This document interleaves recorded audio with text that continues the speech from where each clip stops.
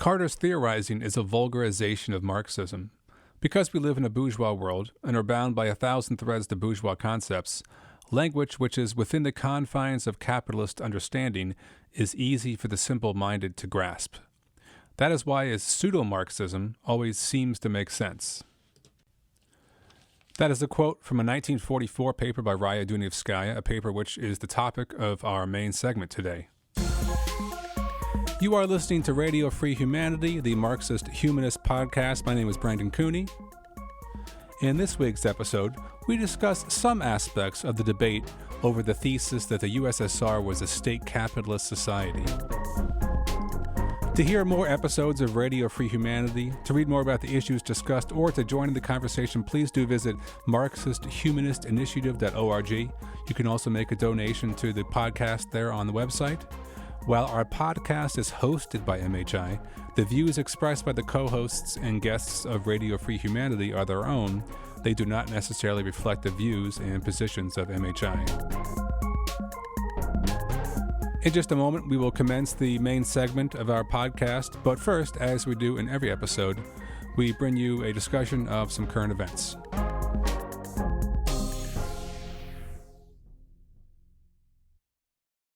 So what should we talk about today? Are you being serious? Like there's so much, or was that a joke? I don't know. Sports, the weather. Yeah. Right. Okay. Yeah. Coup attempt. So we are recording this current event section on the morning of Thursday, January 7th, less than a day from Trump's attempted coup in the Capitol, and just a few hours from the Congress finally certifying Joe Biden's election win. Right, with 138 Republican members of the House of Representatives voting not to certify the Pennsylvania results, and 7 Republican senators. And this was after the attempted coup and the death of one of the Trumpite deplorables, and 3 other people died in mysterious circumstances. And, it was back to business as usual. Yeah, although something changed in the calculation for some of those Republican senators, because originally there were supposed to be 12 Republican senators who were going to object to the certification of the election, and it ended up only being 6 or 7 of them. I was especially struck by Kelly Loeffler, who had just lost her bid for re-election for the Georgia Senate seat earlier that morning, running as a Trump ally, right?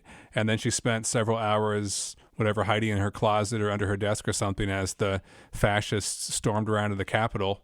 And then she got up and had to sort of eat her own shit in front of the cameras and say, okay, I support Joe Biden's, the certification of Joe Biden as the victor here. Right. I mean, this was not a good day for the mainstream Republicans, which, really she's won. She kind of belatedly hitched her stuff to Trumpism very, very hard. But Mitch McConnell had to preside over the whole thing, having just become the de facto minority leader instead of the head majority turtle, And he actually said this is the most important vote of his whole career ever, which was to basically to say democracy continues, and we'll see whether it does or not. For a lot of these people, they just, they don't know what to do. But there have been so far 5 new resignations from the Trump administration and the White House, including Mick Mulvaney.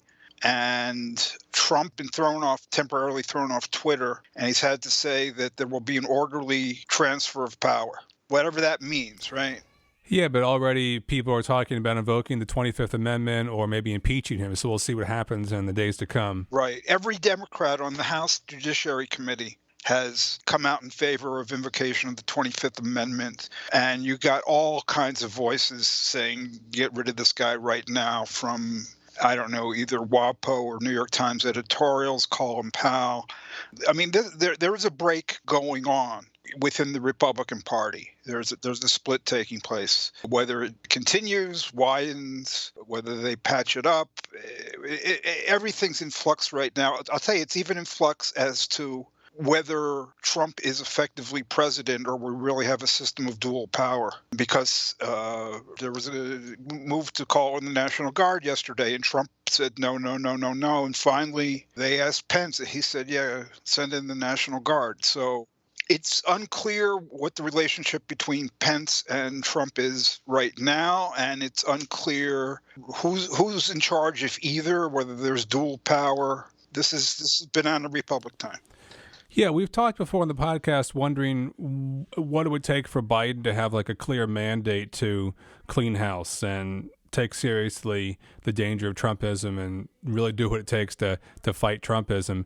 And yesterday there were two things that could really change that calculation. And for one was the Georgia Senate races and the Democrats winning the House. And the two was this like terrorist coup attack on the Capitol, which really dramatized what's at stake in the fight against Trumpism. And I think it'd be much harder for those voices of moderation to talk about reaching across the aisle and uniting the country and all that garbage after yesterday. They should reach across the aisle and grab him by the throat and everything else. Yeah. And, the people that have been saying, look, we got to take this shit seriously and really do something about Trumpism, their argument has really been strengthened by this dramatic example of the dangers. Everyone knows where the blame can be placed for this. Oh, yeah. I mean, I think people know. I mean, if after all of this, you got 138 members of the House, 7 members of the Senate still trying to basically foment continuing insurrection and sedition. If after all of this, they're still doing that, forget it. They're the enemy. And you have to fight them till you drive a stake through their heart. That's got to be obvious to everybody. And the only thing you can do is to try to compromise, perhaps, with like the other wing of the Republican Party, the Mitt Romneys and the right people like that. But yeah, the cleaning house is of people like the Proud Boys and the Boogaloos and so forth. But what we saw yesterday, of course, was partly an inside job. I mean, it's clear to everybody it was partly an inside job of the Capitol Police. So the cleaning of the house has to go in very deeply into law enforcement, white supremacism in law enforcement, and so forth. And the really, really distressing thing is that Biden wants Merrick Garland to be his attorney general, who has a pro-police record. I mean, he's not Jeff Sessions, but it's not good. On the other hand, there are people who have still, to this day, a very different idea about what needs to be done in this country. And they call themselves on the left. Have you seen Jacobin this morning? No. Oh, good. No, it didn't occur to me to look at Jacobin this morning. Oh, yeah. David Serrata this morning. The insurrection was predictable. Subhead, yesterday's events were the expression of a dangerous authoritarian movement that has been long in the making. And you go down and you go down, and then you get, he says, I've argued the best way to counter the rise of right-wing populism and to prevent it from proliferating is to deliver tangible material gains for working people. The New Deal delivering such gains to the working class helped tamp down the outbreak of right-wing fascism in America. The Georgia elections proved this because a black reverend and a Jewish guy relentlessly campaigned on a simple promise to deliver $2,000 checks to millions of Georgians. Okay. And he says, well, of course, no matter what Democrats might deliver, there will always be a right-wing authoritarian movement in America willing to weaponize racism and illiberalism for its cause. Okay. And having bowed to reality, he says, so it's not simple. There is not a straightforward one-to-one relationship between enacting policies that improve people's lives and instantly snuffing out the kind of fascism that reared its head at the Capitol on Wednesday. That was yesterday. But, and now here's the empty promise, delivering for millions of people who've been economically pulverized for generations, say the word neoliberalism, okay, is the best and probably the only way to try to halt fascism's wider spread over the long haul. Yeah? Why? What did this have to do with neoliberalism? What did the 138 votes and the 7 votes and the whole coup attempt and the white supremacism throughout law enforcement, what the hell does that have to do with the neoliberal turn, so to speak? I mean, this is just like we got to tack on our conclusion no matter what. It's like we're not going to learn. Yeah, I mean, these are the same people that 4 years ago were dismissing people like us who were calling this a fascist phenomena and saying that the Trumpite base was this base that we had to be sympathetic for because it represented these marginalized, white working class voters that were rebelling against neoliberalism and seeing there was this, opportunity to organize there or something. And now 4 years later, they're comfortable using the word fascism to describe the base, but they still can't think outside of economic populist project hatching. Well, they're trying to have their cake and eat it too. It's like, well, there's the real hardcore fascists, and there's nothing that can be done about them except, like, what are you going to do about them? And, well, there's this mass base that we can maybe pull away from them by offering them $2,000 apiece. I mean, when 138 House members and 7 members of the Senate vote to take away the election in Pennsylvania, what we've got is not just a few crazies who storm the Capitol building. There's a very, very deep, very widespread pro-fascist base in this country, and it has existed for an extremely long time. It existed in the 30s, okay, as he actually admits. And, it existed with George Wallace, his campaigns, and has nothing to do with neoliberalism. And the whole problem, I think it goes even deeper than this issue of neoliberalism with the left. They really can't grapple with the fact that there are people who want fascism, that there's a mass base of people who really do want white supremacy and fascism. For some reason, they can't accept that is the fact that there are actually enemies and they just need to be fought, and it's not just a few people. That it goes deeply into a very large base. And I think it's because it's the liberal mindset is they think they're not liberals, okay, but it's the liberal mindset of thinking everybody is basically on the same side and rational, and we can just we're obviously right, and our way is the way, and it's only a question of getting everybody to see this. No. There are people who want fascism. There are people who want white supremacism, and there's millions upon millions upon millions of them. And they've got to get this through their heads or we're going to lose. We're going to lose everything. If they don't understand the imminent danger that we face and why it is so pervasive and growing, it's because it is popular. If they don't understand that, and this is the left, I mean, we don't stand a chance.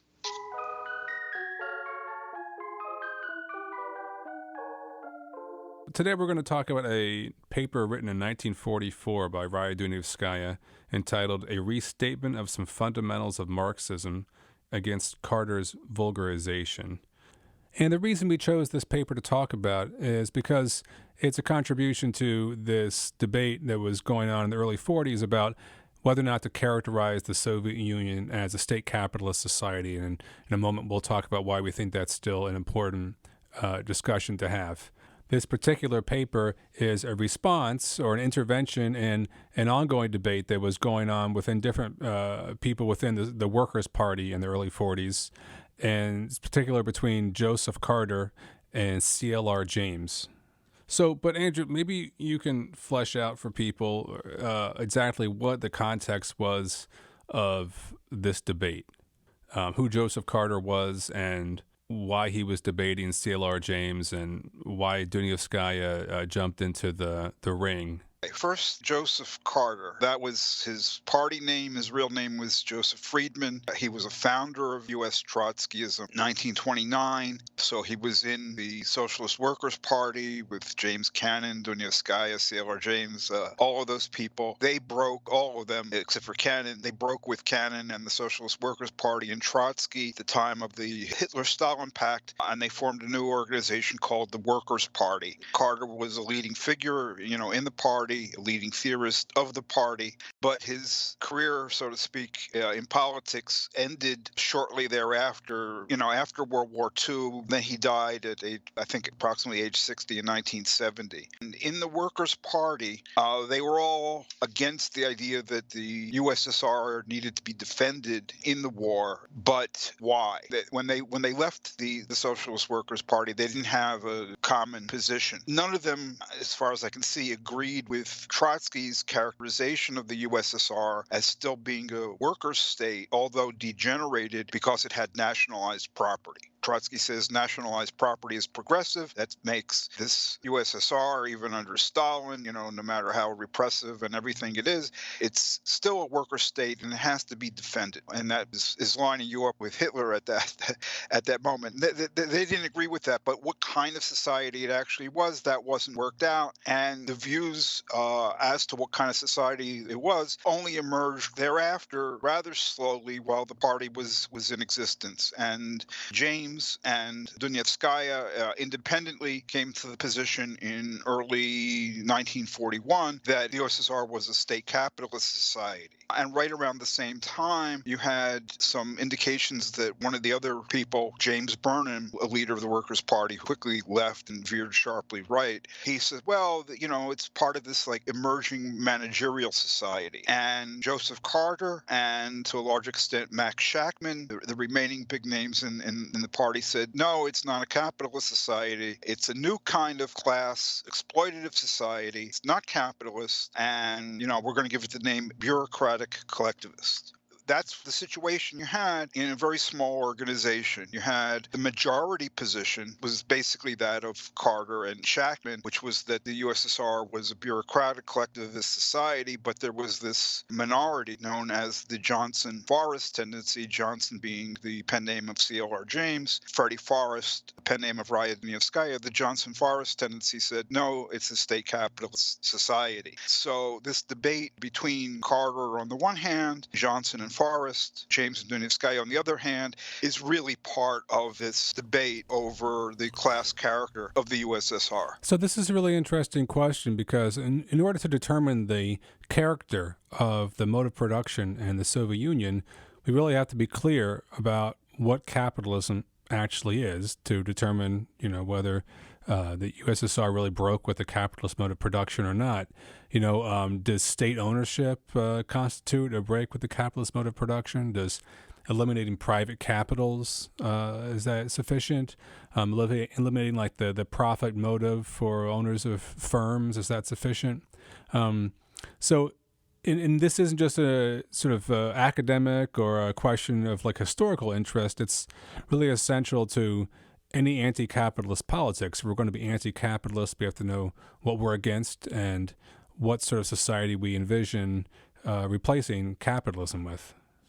No, I fully agree with that. I mean, these debates about state capitalism seem to be about Russia, a society that doesn't exist anymore, the USSR and so forth.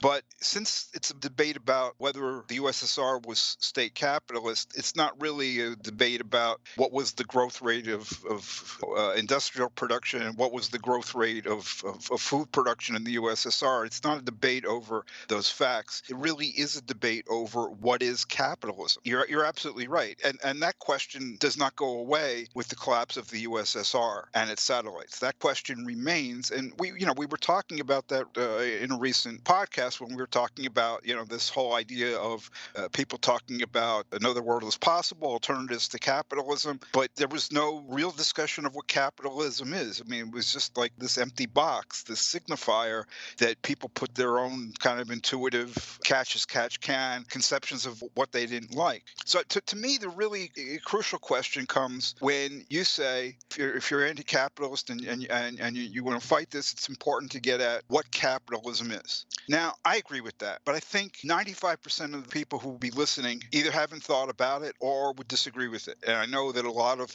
prominent people say we don't have to go down that road of understanding what capitalism is. So why do you think it's the case that you really do need to have a clear conception of what capitalism is if you're anti-capitalist? Well, maybe it's too obvious an answer. The first thing that comes to mind is just that I can't imagine anyone wanting to repeat the Soviet or Maoist experience. It'd be really a shame if we didn't learn anything historically from those experiences and we built the left project that ended up repeating those sort of historical experiences. And also, the left really needs to present a real alternative to capitalism. And people aren't stupid. People know their history. They're not going to sign on to some project if it is not clearly differentiated substantively from the failures of Stalinism and Maoism. I think they're very good reasons. Okay, but I also know for decades now, I've known, because I've encountered it continually, the response that one gets. And the response that one gets is typically, well, if we had a socialist revolution or whatever in the United States, the difference from Russia, and this is the key difference, is that it would be democratic.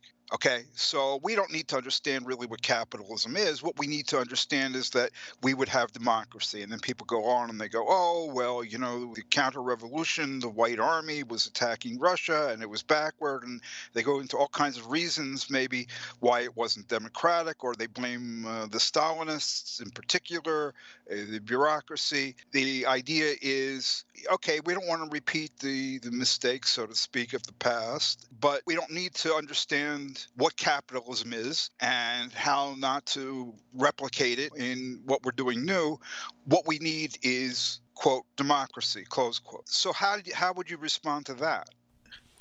Well, just reducing the whole question to mysteries of democracy or types of organization seems to be just ignoring the actual question and replacing it with some other question. It's like sort of an evasive approach for people that don't have an answer, don't want to take time to think through an answer. The capitalist mode of production exercises basic constraints. It has a basic logic that's outside of the control of individuals or parties or states or other institutions. It is a mode of production with its own laws and incentives and structure that constrains and shapes the actions of individuals and states and parties. So talking about democracy only takes you so far if you don't have any way of breaking out of the logic of capital. Yeah, I think that is really a really crucial point. Another way of putting it or summarizing it, because you've made the point, a way of summarizing it is that conception that the key determining element is whether it's democratic or not, inverts, 180 degrees inverts Marx's understanding of the relationship between the material basis of the society, the mode of production, and the political superstructure. Marx says the political superstructure, the form of politics, arises on the basis of and corresponds to the particular mode of production, like a capitalist mode of production or the feudalist mode of production or a communist mode of production. They each have a form of politics that rises on that basis and corresponds. And this idea is, oh, well, all we need is democracy, says that the mode of production, the character of the society, socialist or capitalist or whatever, that flows from and corresponds to the kind of politics that one practices. I mean, how is that? How does politics become so all-powerful? We know from just daily experience how much economics influences politics, how much democracy, in our society is corrupted by the Citizens United ruling, the scads of money everywhere, the ideology that takes a lot of money to keep promulgating and so forth. So it just kind of boggles the mind to think that you could just say, oh, wait, we will have democracy, and that is a given. And then on the basis of that, we can have a completely different society. That's just going to flow naturally. Well, yeah, it flows naturally given what you can't take for granted, actually, which is that if you don't completely transform the material mode of production, you can have a socialist democracy. Yeah, and to lay all the problems of the Soviet Union, for example, on just the lack of democracy would seem to be a really irresponsible sort of history. Everything from massive famines to, deep poverty to like brutal race to industrialized to, massive repression and mass murder, all that it would seem to be way too simplified and irresponsible to say it was all about just a lack of democracy. And even the factor that the apologists would always point to is it was an isolated country in a sea of capitalism. Hmm. That was a very important objective factor. Yeah, totally. In addition to the importance of this debate about the mode of production in the Soviet Union, there's also this, in Dunayevskaya's response to this debate, or her contribution to this debate, there's this discussion about the vulgarization of Marxism. And why does she bring that up in the paper, and why is that important? Vulgarization refers to his conceptions of capitalism that were vulgar or common, everyday conceptions. So this idea of taking the everyday conceptions, which are based on the immediate appearances, what's on the surface of society, I mean, this has come back with a vengeance. I think that this is what we're dealing with, for instance, when we deal with the so-called value form paradigm or value form theory, which, when they talk about capitalism, it's about markets, it's about buying and selling and getting money and private property and all of these things that are just visible on the surface of society. And there's a preference for that. And there's a kind of a reluctance to go into questions of depth. I think we saw that when we saw that, we were discussing Chris Arthur, a major value form theorist, saying, money is the essence of capitalism. And Marx says that money prices reflect value, and value is not on the surface of society. And so you get in this debate with Carter a lot of discussion of, and really a lot of what is underlying, actually what's underlying the difference between the bureaucratic collectivist position and the theory that Russia was a state capitalist society. A lot of that goes to, are you looking at surface phenomena?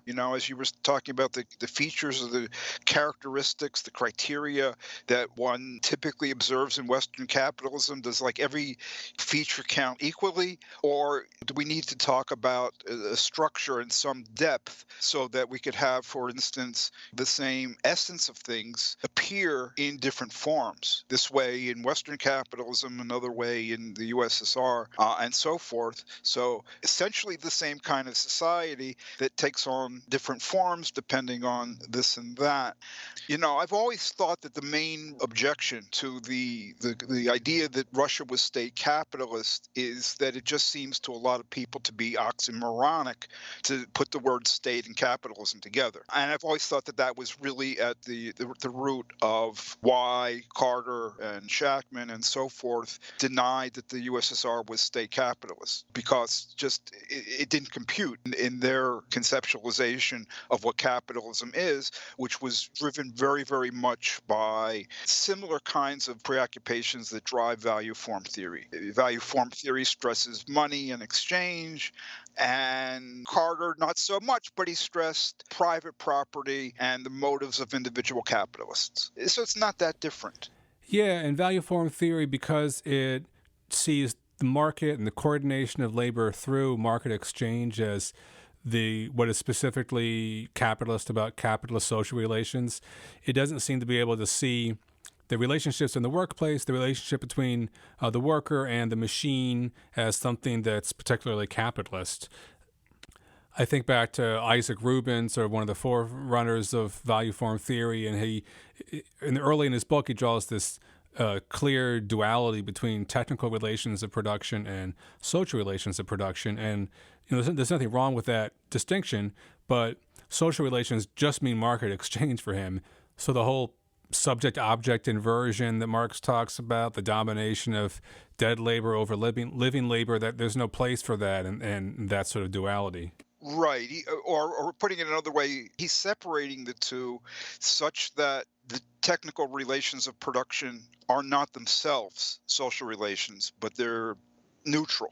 You got factories and alienated labor in all kinds of societies, including socialism. And what's different is who controls, or something like that. Yeah, or the mechanisms by which allocation of resources and distributions of products take place, something like that. Yeah. I mean, I don't know that they would want to go so far, but value form theorists, but that's certainly the dominant impression that one gets is that the character of the exchange process colors everything else and changes one thing into another on its basis. I mean, that's what's so interesting, I think, about this question of characterizing the Soviet Union as state capitalist is that immediately you have to really dig a lot deeper into Marxist categories and try to understand them, forces you to move beyond surface appearances and think a lot harder and read a lot more closely to try to tease out exactly what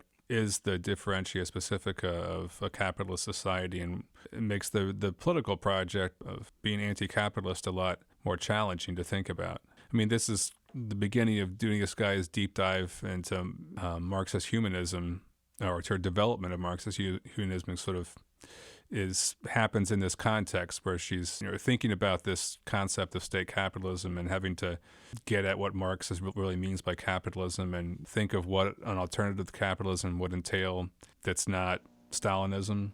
Yeah, maybe we need to define differentia specifica. It means specific difference, right? It comes from biology when like you're classifying species and like what makes one species different from another species.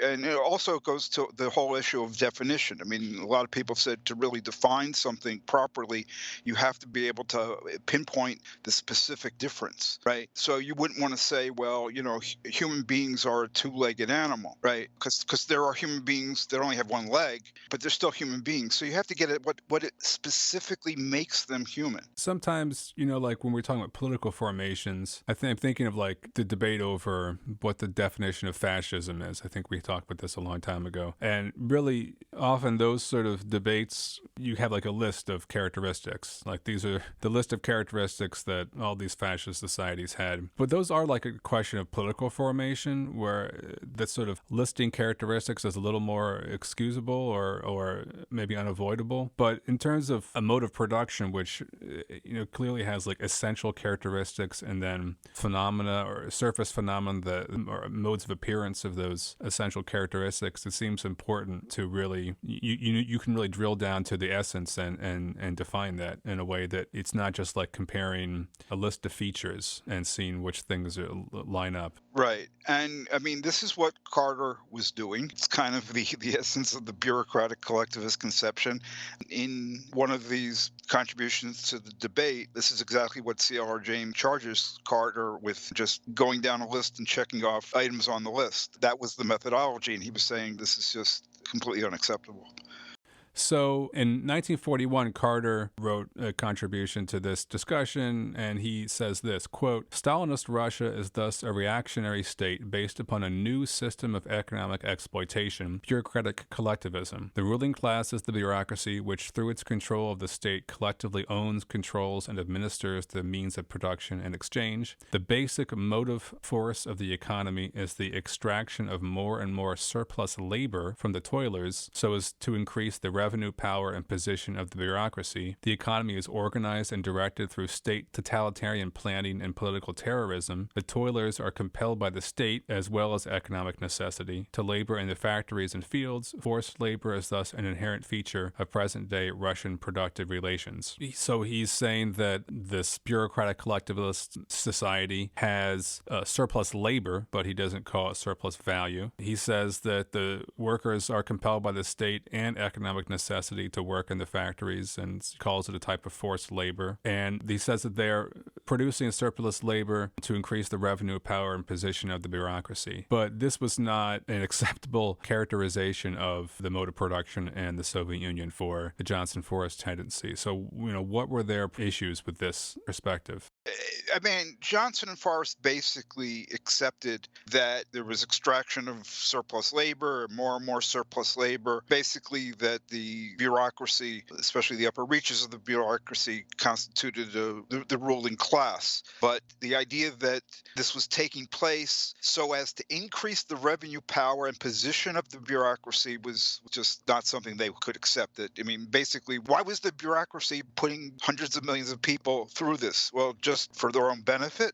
That was the position that they didn't accept. And the idea that this was a new system of exploitation, not capitalist exploitation, even though there's extraction of more and more surplus labor, that's a really bizarre thing for a Marxist to say, because this more and more unending quest for surplus labor is something that Marx connects inextricably to capitalism, differentiating it from all other societies. And he does that very explicitly in Capital, the book, and he talks about like slavery in the United States. And he says, before you get contact with the world market for cotton and everything, U.S. slavery is pretty much like some other kind of mode of production, not capitalism. But when you get this huge unending market for cotton, then the production relations in the plantation South become totally changed. You get the quest for more and more labor extraction, working the slaves to death, 3 generations in the space of a generation. And why? Because unlike every other class society where you got class antagonisms, a ruling class and a subordinate class, an exploitative class versus exploited classes,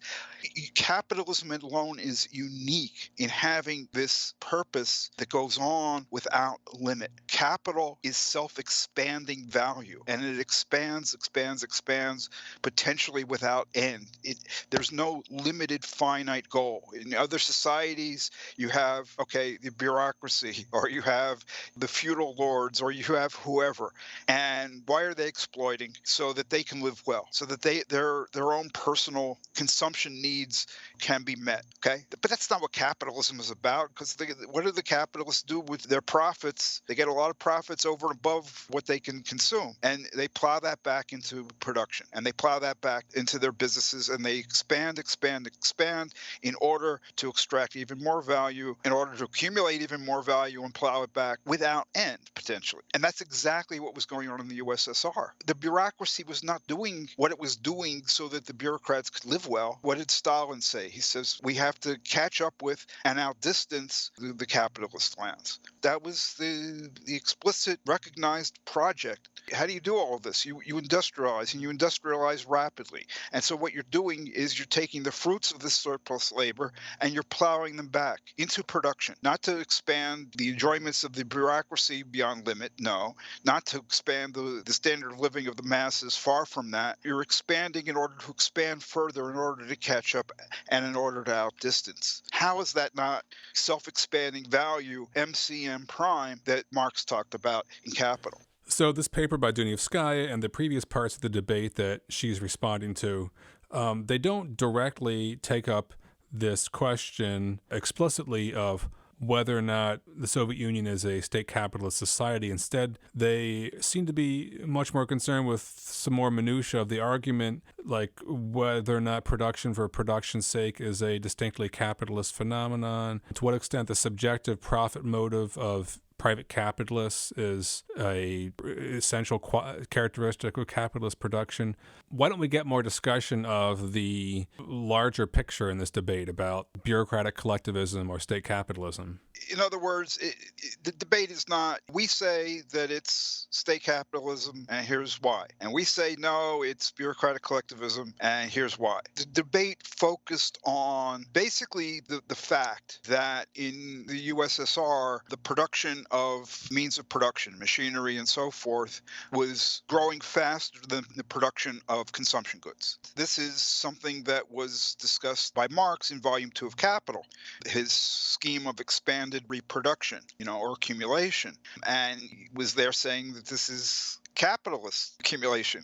This is the way capitalism expands. Okay, at first, if you're starting with a given material basis without technological change and without foreign trade, the only way to have growth, expanded reproduction is against simple reproduction, the only way that can occur is to have more production for production, more production of means of production and less production for the consumer goods industries. So more machines go into producing additional machines, fewer machines go into producing consumer goods, right? So that's what Marx worked out as here's how it takes place in capitalism. And Dunayevskaya and James were saying, okay, this is a demonstration then the facts of Russia, the facts of Russian industrial development, together with the understanding that we get from volume 2, this demonstrates that Russia has been going down this capitalist road. This is capitalist development. And, Carter denies that. So that's what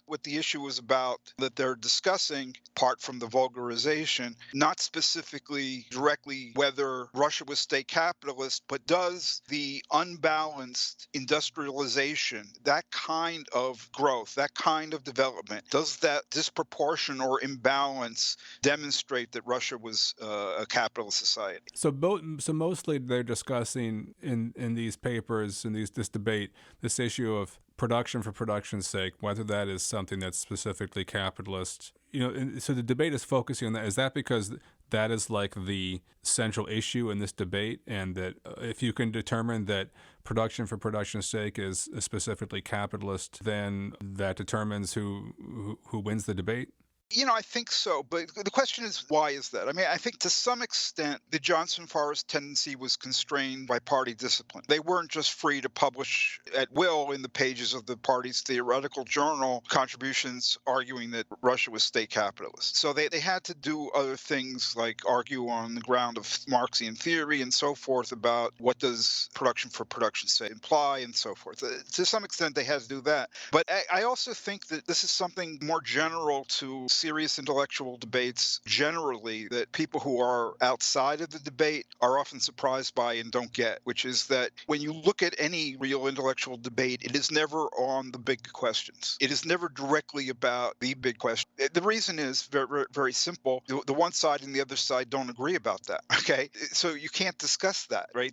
You got a disagreement. So the debate, well, Hegel would put it falls to the ground. So basically, you've got a disagreement, and what you have to then get at is the grounds of the disagreement, right? So that's why he says it falls to the ground. Get to the grounds of the disagreement, and maybe you can debate the grounds, bases, the preconceptions that underlie how you get to the different conclusions. So yeah, that's what they were doing. And it just seems surprising to people because people come to a debate that's about big issues, and then they don't see the big issues being discussed. But that just is very common. Right. And this is before Dunayevskaya produced her statistical study of the Soviet Union, right? No. Well, the exact chronology is this. In the New International, which was the Workers' Party theoretical journal, she published the analysis of the Russian economy in two parts in December 1942 and January 1943. Okay, so right in the middle of this. It's right in the middle of this. Johnson had come out and Carter had replied in April of 42, but then Johnson doesn't reply to Carter till April of 43. So Dunayevskaya's analysis gets published smack in the middle between the initial salvo and Johnson's response to Carter. And in the pages of the New International, she's allowed to give the analysis statistically of the direction of Russian development, but she's not allowed to, in that outward-facing party publication, say what the import of the statistics is, which is that this is the direction of Russian development was capitalist development. Part of Dunayevskaya's critique of Carter is to accuse him of vulgarizing various aspects of Marx. Why is this an important aspect? I mean, maybe we talked about this earlier on, right? This trading surface appearance as as like an essential characteristic of capitalist society.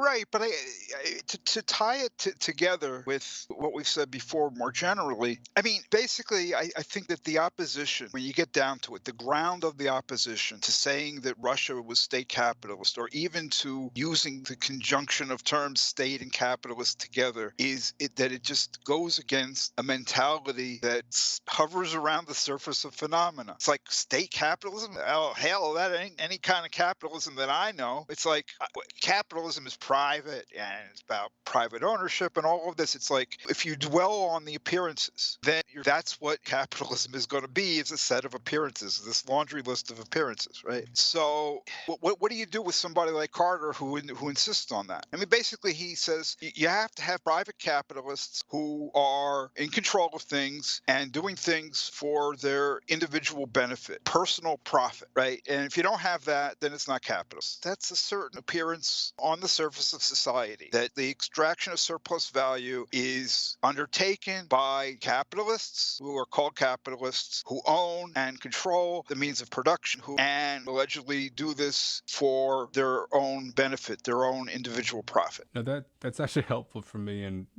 contextualizing some of the quotes from Carter that are in this paper. That helps me understand them a little better, actually. Yeah, that's the whole thing, and it's also in the quote from Carter that you read out. The basic motive force of the economy is the extraction of more and more surplus labor, doesn't end there, from the toilers, so as to increase the revenue power and position of the bureaucracy. It's not that this is so as to increase the piling up of money in the bank accounts of the private owners. And hell, that's got to make it a new society, right? It's got to be not capitalist.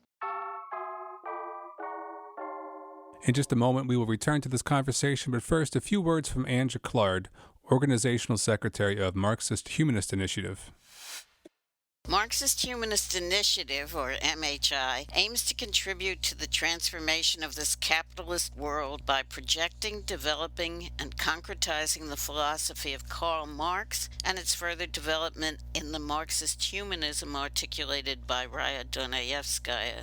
The ongoing COVID-19 pandemic and today's many other social, political, and economic crises make this a moment to engage people in discussion of these ideas. In the U.S., we are faced with the threat of Trumpism triumphing and all-out authoritarianism extinguishing our right to carry on these discussions. Yet at the same moment, the multiracial movement for Black lives has spread to every corner of the country and the world, launching a flood of activism and new ideas that deepen the concept of freedom. MHI is dedicated to the task of proving theoretically that an alternative to capitalism is possible. We are distinguished by our economic analyses in which we do not merely assert but demonstrate that the only opposite to the current world economic system is its abolition and replacement with one not based on the production of, quote, value, close quote.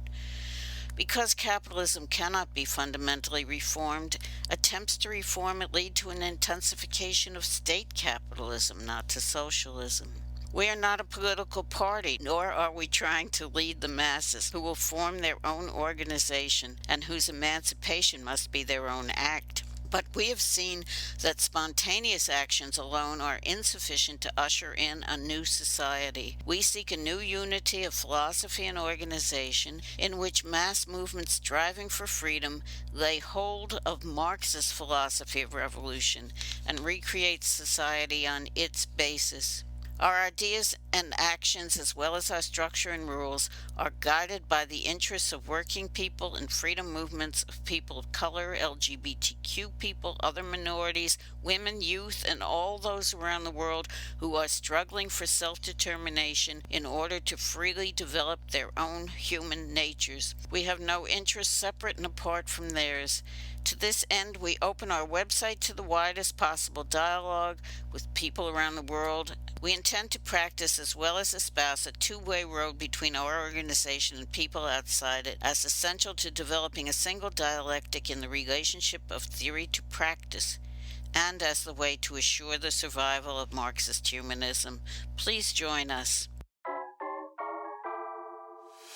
So Carty argued that the profit motive is the driving force of capitalist production, and he said that since the profit motive was absent in Russia, it was obviously not capitalist. Clearly, Dunayevskaya would want to challenge this argument, but why did she do so by attacking the idea that the profit motive is the driving force of capitalist production and accumulation? Like, what's wrong with that, and how is that a vulgarization of Marxism?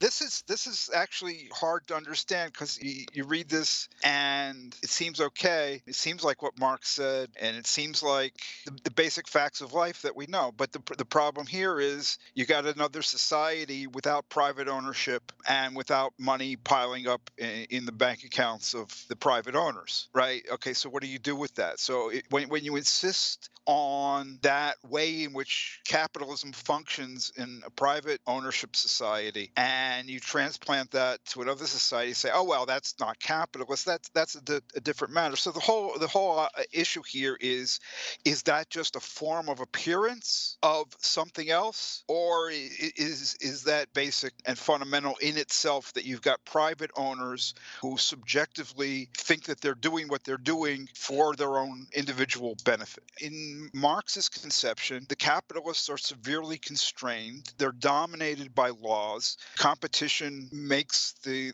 laws of capitalist production compulsory. They have to obey those laws. And it's not a matter of what they want and what they freely choose. If they don't act a certain way, the laws of capitalist production will ensure that they're not capitalists very much longer, because they're going to go out of business. If, for instance, you don't drive the workers harder and harder and extract more and more and more surplus labor, if you don't produce as cheaply as possible, then either you're cutting into your own profit severely because you're not producing as efficiently as possible, in which case you can't expand and accumulate and get a bigger market share, or you're going to be saying, okay, well, I got to keep my profits up, but my costs are so much higher because I'm not exploiting the workers more and more and extracting more without paying them more. Okay, so my costs are higher, and so I got to raise my prices. Well, you raise your prices, you're in the same situation. You're going to be outcompeted by your competitors. So the capitalists are dominated by the way in which capitalism functions. They're fundamentally dominated by what Dunayevskaya, among others, calls the law of value. And so to act like everything is a matter of, as she puts it, what men have in their heads, as if what the men have in their heads and they own the property, therefore they're in control, that's not really what's going on. Yeah, they have certain things in their heads. The Russian bureaucrats have other things in their heads. But the real question is, are they dominated both by economic laws over which they have no control? And secondly, more importantly, are those economic laws one and the same laws in, let's say the US and the USSR?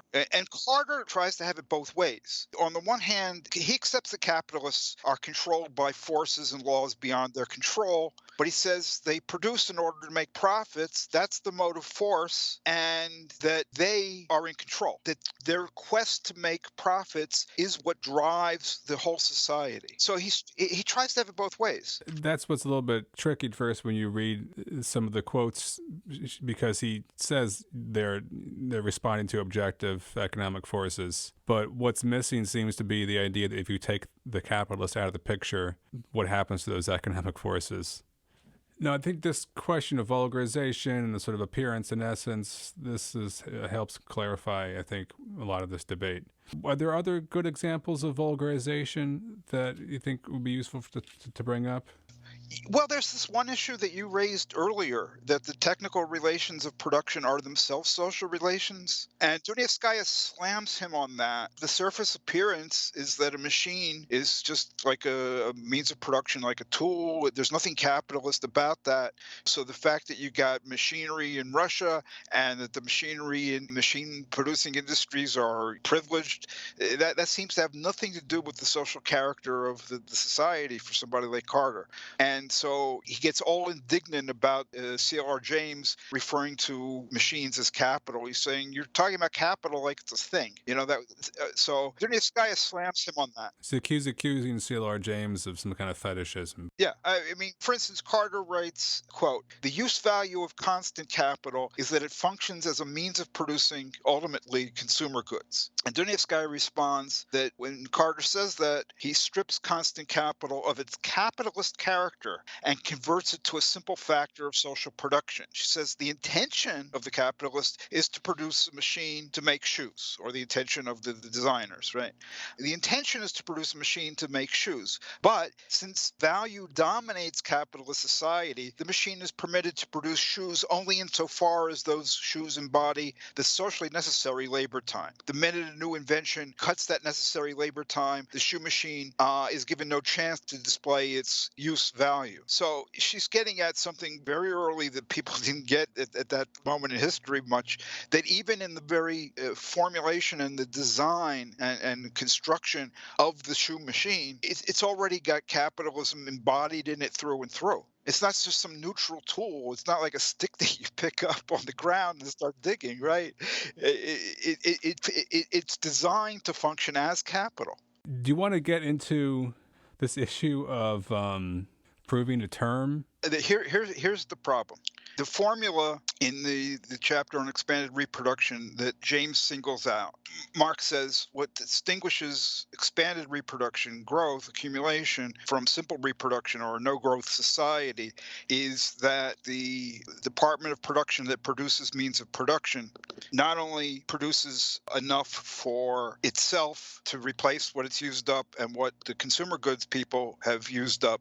So they're not only producing machines for replacement, but they're producing additional machines above and beyond that. That's the characteristic difference between no growth and a society that's going to grow, is that you get additional production of means of production. Okay, so that department one, the production for the sake of production of machines and so forth, that grows faster. And Carter says, okay, but that's not specifically capitalist. Carter maintains that any society that's going to grow, socialist society, whatever kind of society, any society that's going to grow will have to conform to that. So if you want to say that there's something specific about this that's capitalist, it can't be in the material side of this, that there's more machines than is needed for replacement that are being produced.